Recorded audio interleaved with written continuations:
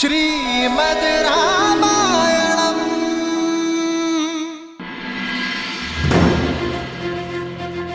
आइए प्रभु, आइए।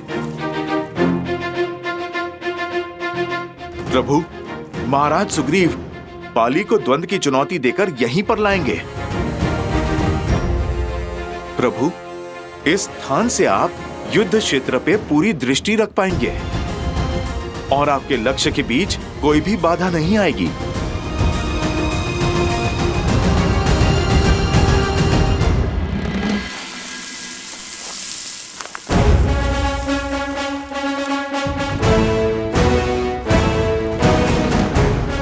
बाले, बाहर निकल। कहां छुप के बैठा है कायर? बाले, बाहर निकल, बाहर निकल कायर। बाले, सुग्रीव।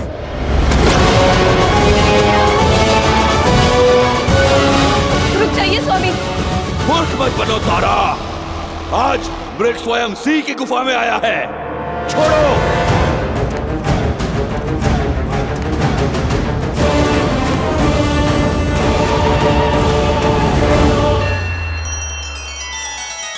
श्री रामचंद्र कृपालु भजु मन हरण भव भय दारुणम। नव कंज लोचन कंज मुख कर कंज पद कंजारुणम। सिया राम, सिया राम, सिया राम, सिया राम। आदर्श और मर्यादा की है ये कथा महापावनम। काट मद श्री से मिला दे श्रीमद् रामायणम।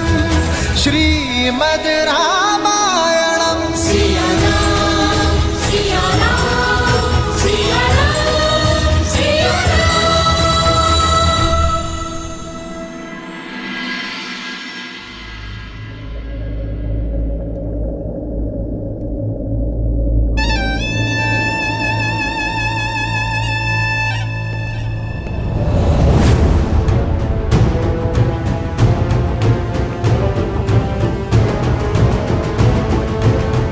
पिताश्री, आपसे आज्ञा चाहिए। स्पष्ट रूप से आपसे एक बात करने के लिए। प्रश्न ये है कि जो मेरे समक्ष खड़े होकर मुझसे बात करना चाहता है, क्या वो मेरा पुत्र है या लंका का युवराज? युवराज नहीं पिताश्री, आज यहां एक पुत्र अपने पिता से अपने मन की बात करने के लिए आया है। तो निर्भय होकर कहो। अब जब से सीता को लंका लेकर आए, माता अति चिंतित रहती है। पर स्त्री को लेकर आपके भीतर बढ़ रही इच्छाएं, आपका अपने ज्ञान के गर्भगृह को स्वयं जलाकर भस्म कर देना, इससे माता का भय और बढ़ रहा है। क्या कहा तुम्हारी माता ने? कि आग जब दीपक की बाती को पकड़ लेती है तो बाती से पूर्व वो उसके भीतर के तेल को जलाती है और फिर बाती भस्म हो जाती है। लंका का वैभव भस्म हो रहा है पिताश्री, और उसका प्रारंभ हमारे अपने ज्ञान के भंडार से हुआ है।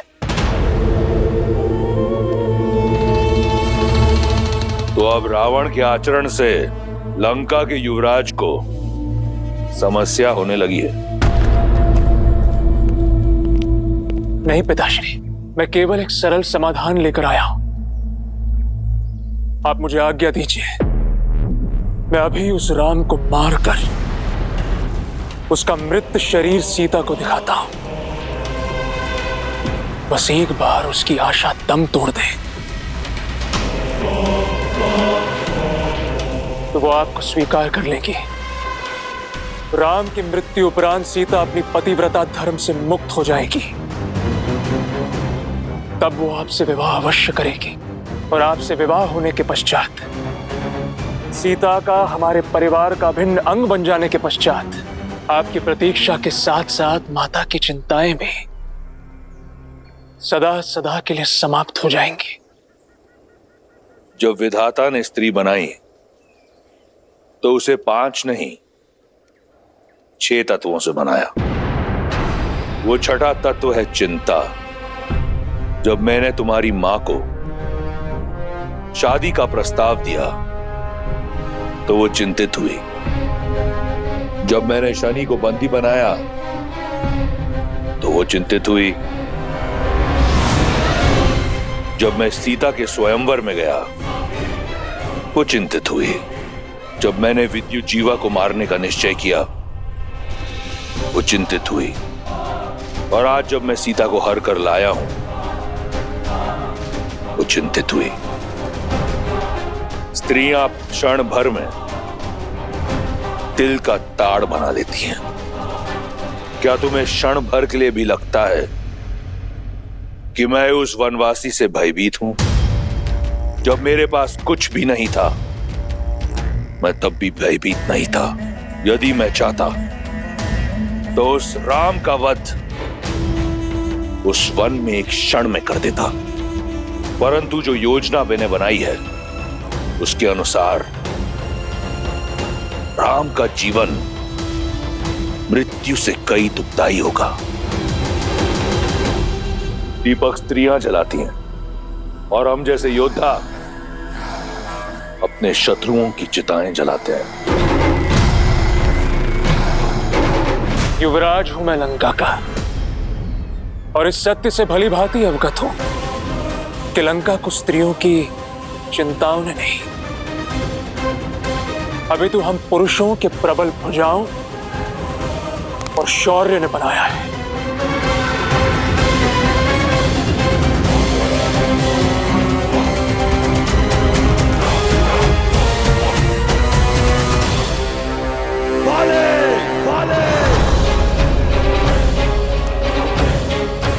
अंगद, रुकिए प्रभु, ये कुमार अंगद हैं, बाली के पुत्र। महाराज सुग्रीव भी इन्हें अपने पुत्र की तरह मानते हैं। चाचा श्री प्रणाम। चाचा श्री यशस्वी भव। आप जानते हैं पिताश्री आपके प्राणों के प्यासे हैं।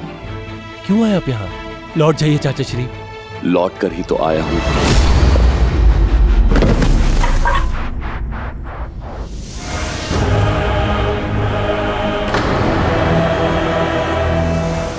और सीधा उस काल के पास जाएगा जहां से कोई नहीं लौटता।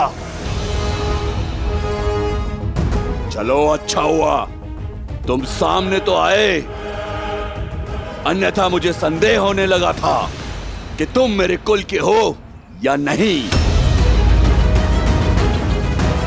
ललकार देकर मरोगे तो कम से कम ये कह पाऊंगा कि मैंने एक भगोड़े का आखेट नहीं किया, एक साहसी को वीर गति दी।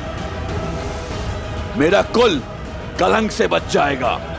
मैं भी यहां युद्ध की मंशा से ही आया हूं, तो मृत्यु प्राप्त करने के लिए सज्ज हो जाओ।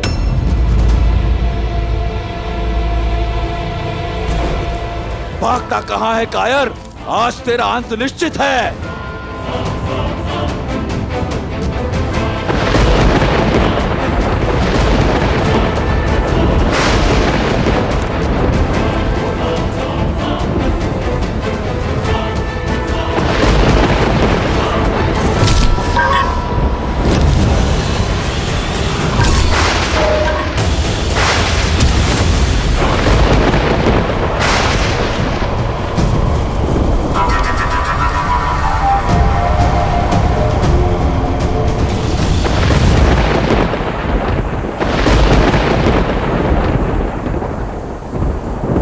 देखा प्रभु, कैसे बाली ने महाराज सुग्रीव की आधी शक्ति ले ली।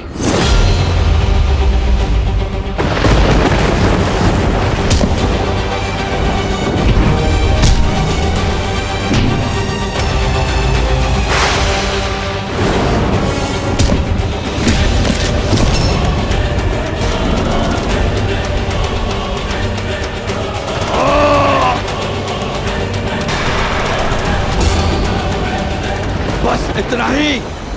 और बल लगाओ चित्कार में कायर, और चीखो। तुम्हारी मृत्यु से अधिक प्रसन्नता मुझे तुम्हारी ये पीड़ा देखकर हो रही है।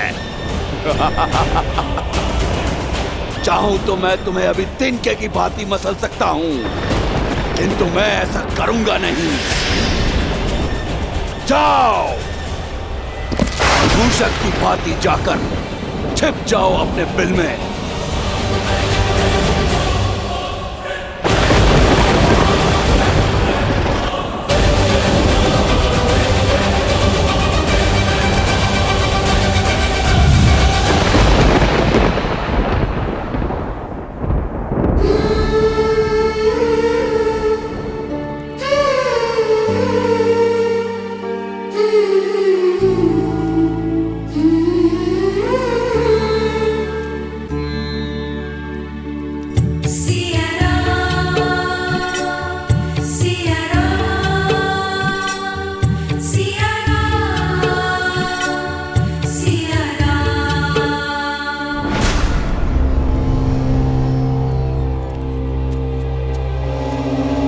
खा लो, मरना तो है ही, भूखी रहकर क्यों? जब तक दशानन प्रसन्न है खा लो, और यदि दशानन रुष्ट हो गए तो ना भोजन मिलेगा और ना जल, और ना ही जिसके नाम की तुम रट लगा के बैठी हो वो राम कभी आएगा। लंका अवश्य सोने की बनी है, पर मकड़ी के पाश की भांति है। रहस्यों का पिटारा है ये लंका। जन्म यहाँ लिया, जीवन यहाँ बिताया, और हमें भी नहीं पता कि ये लंका कितनी बड़ी है और इसमें कितना रहस्य छुपा है।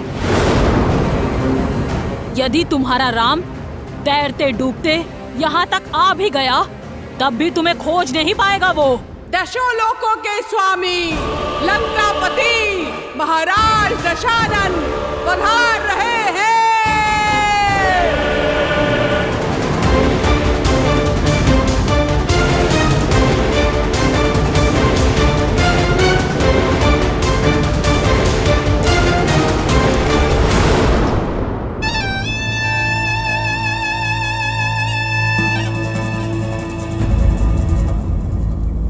आओ सीता, चलो मेरे साथ। ये मेरा सबसे प्रिय अनुज, मेरा सबसे घनिष्ठ मित्र, मेरे पुत्र समान और मेरा सबसे विश्वासप्रद मंत्री विभीषण है। ये एक वनवासिनी का हरण करने वाले राक्षस का आदेश नहीं, लंकेश दशानन रावण का अयोध्या की महारानी से विनम्र निवेदन है। इसलिए राजधर्म और नीतियों का पालन करते हुए मैं अपने मंत्री को अपने साथ लाया हूं। मिथिला नरेश की मैथिली हो तुम, अयोध्या की रानी हो तुम। एक राजा का निमंत्रण अस्वीकार करना अयोध्या की नीति नहीं। क्या अयोध्या की रानी अपने राजधर्म से विमुख हो जाएगी? नहीं। आओ मेरे साथ, ये लंकेश तुम्हें लंका की भव्यता दिखाना चाहता है।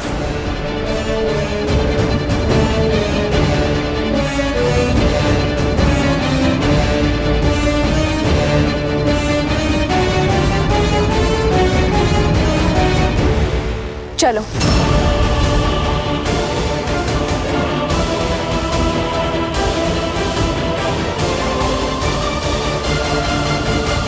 महादेव, रावण सीता को कहां ले जा रहा है?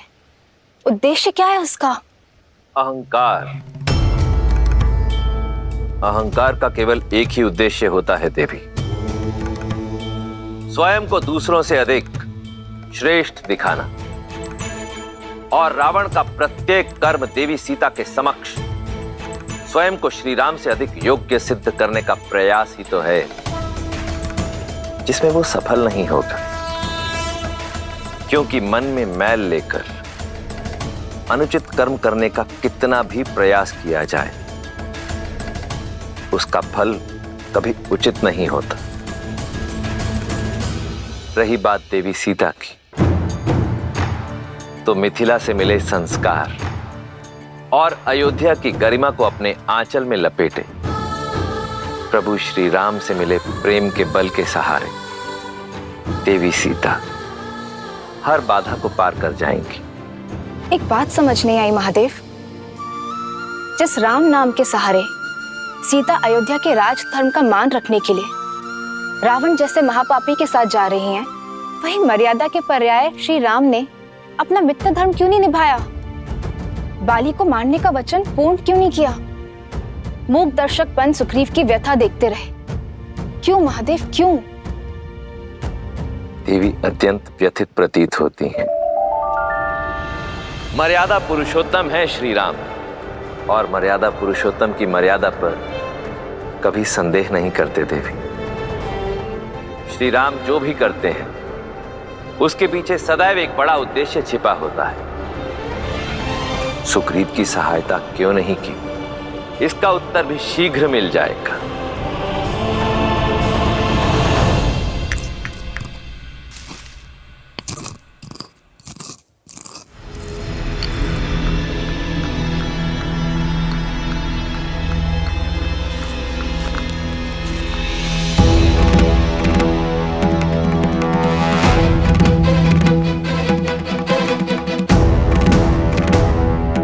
मेरे घाव पर औषधि लग रही है अयोध्या कुमार।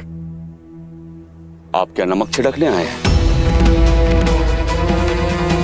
लक्ष्मण, तुम्हें बहुत घमंड था ना अपने भाई की शक्ति पर, लक्ष्य पर। क्या हुआ? बाली को देखकर धनुष उठाने की शक्ति नहीं बची? क्या लक्ष्य नहीं साध पाए उस दूरी से? सुरक्षा का वचन देकर विमुख हो गए आप।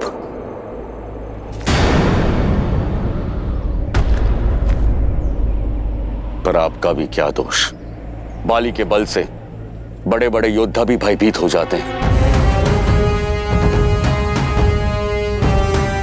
आपके हाथ भी भय से कांप गए होंगे। सीमा मत लांघिए वानर राज, भूलिए मत जिन पर लांछन लगा रहे हैं वो रघुवंशी दशरथ नंदन श्री राम हैं, जिनके शौर्य का तेज ढक सके ऐसा मेघ अब तक जन्मा नहीं है। शांत हो जाओ लक्ष्मण। मेरे मित्र को उल्हाना देने का पूरा अधिकार है। तन की पीड़ा से अधिक मन की पीड़ा का बाहर निकलना आवश्यक है। धैर्य रखिए महाराज, जिनका जन्म ही उद्देश्य पूर्ति के लिए हुआ है वो बिना उद्देश्य कुछ नहीं करेंगे। महाराज, यदि प्रभु ने बाण नहीं चलाया तो उसका कोई कारण अवश्य होगा। क्या कारण होगा हनुमान? और अब क्या मैं अपने मन की व्यथा तक नहीं कह सकता? आप पर आपकी मित्रता का विश्वास का मोल अपने जीवन से चुकाना पड़ सकता था मुझे। ऐसी होती है मित्रता। सच्ची मित्रता तो वो है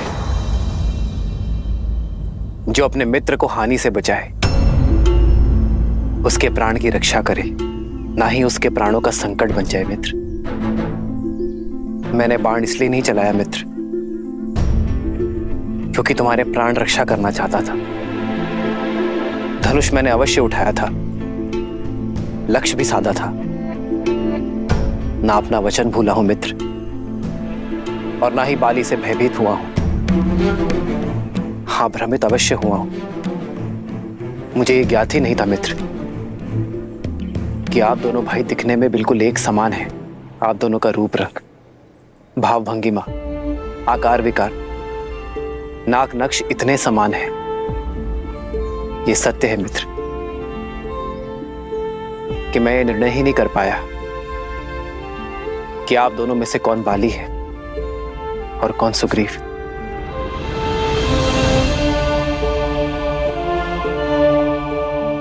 भय था मुझे अपने मित्र को खोने का, उसके प्राण हरने का। बाली के स्थान पर यदि मेरे बाण आपको लक्ष्य बना देते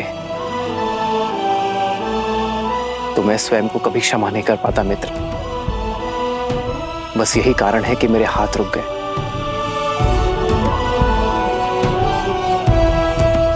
आपके दुख का आभास है मुझे मित्र। मेरे कारण आपके तन और मन को जो पीड़ा सहनी पड़ी है उसके लिए मैं क्षमा प्रार्थी हूं मित्र।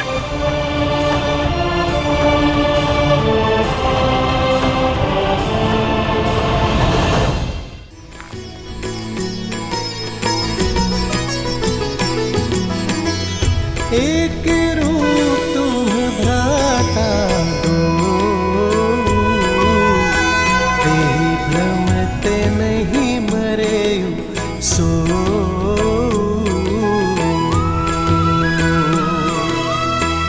कर पर सासु ग्रीव शरीरा, तनु भाकुलिस गई सब पीरा।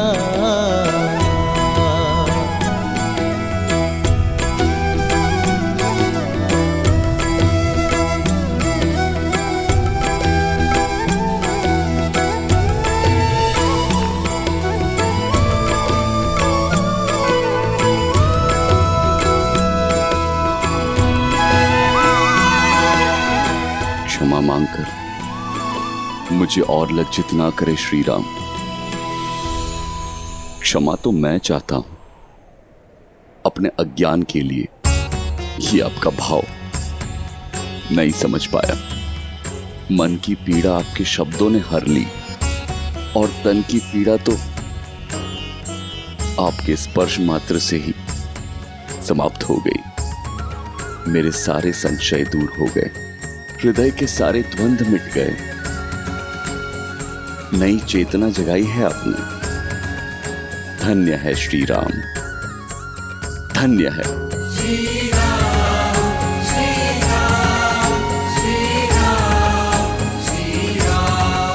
बताइए क्या आदेश है मेरे लिए? मित्र, आप बाली को पुनः युद्ध के लिए ललकारेंगे।